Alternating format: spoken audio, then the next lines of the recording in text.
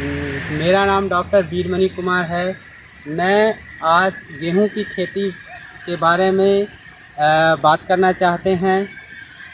गेहूं की खेती मुख्य रूप से अगहनी फसल के रूप में जाना जाता है और यह नवंबर दिसंबर के समय इसको खेतों में बोया जाता है।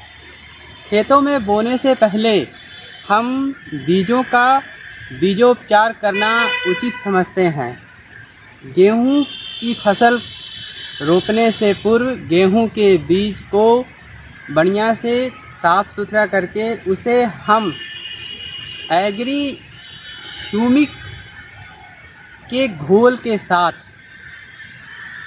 उसका बीजोपचार करते हैं। 1 एकड़ गेहूं की खेत के लिए जो है हम 40 से 50 केजी गेहूं लेते हैं। उसमें एग्री ह्यूमिक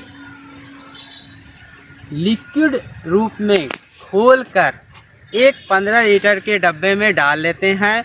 उसमें 500 ml एग्री ह्यूमिक डाल करके घोल लेते हैं। उसके बाद हमारा जो बीज होता है उन बीजों को डब्बे में डालकर उसे अच्छे से घुमाते हैं और घुमाने के उपरांत 10 मिनट तक उस बीज को उस घोल के अंदर डुबाए रखते हैं। उसके बाद उसे हम छानकर सुखा लेते हैं और सुखाने के उपरांत हम उसे 1-2 दिन तक खुली हवा में छोड़ देते हैं। खेतों की निराई और गुड़ाई करने के बाद 2 से 3 बार खेत की गहरी जुताई करते हैं। जुताई के उपरांत हम बीजोपचार किए हुए बीजों को खेत में डालते हैं। या तो खाद के साथ उसे मिलाकर के डालते हैं या खाद पहले से छींट करके बाद में उसमें जो है गेहूं के बीज को डालते हैं। बीज डालने के उपरांत हम खेतों को एक सिंचाई कर देते हैं। एक सिंचाई के बाद हमारा जो गेहूं का बीज है वह 3 से 8 दिनों के अंदर अच्छे से अंकुरित हो जाता है।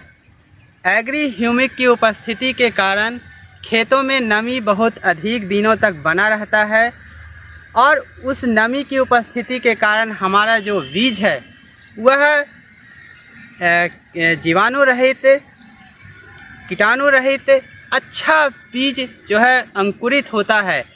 इस अंकुरन में एग्री ह्यूमिक के बाद हम एग्री 82 का भी उपयोग 15 दिन के बाद कर सकते हैं। एग्री 82 के उपयोग से हमारे जो खेतों में ह्यूमस बने हुए थे उसमें ह्यूमस की मात्रा बढ़ जाती है और ह्यूमस की मात्रा बढ़ जाने के कारण हमारा खेत में जो बीज के जो गुच्छे आने थे वह बहुत अच्छे गुच्छे पौधे के रूप में विकसित होते हैं और जितना अच्छा गुच्छा बनता है वह देखने में बहुत अच्छा लगता है। जितना गुच्छा होगा उतना ही हमारा गेहूं का उत्पादन रेट होगा। गुच्छे तैयार होने के बाद 40 से 50 दिनों के उपरांत हम पुनः दूसरी बार खाद में एग्री गोल्ड का उपयोग करेंगे। एग्री गोल्ड की उपस्थिति से जो है गेहूं के फसल में फल बहुत अच्छे लगते हैं।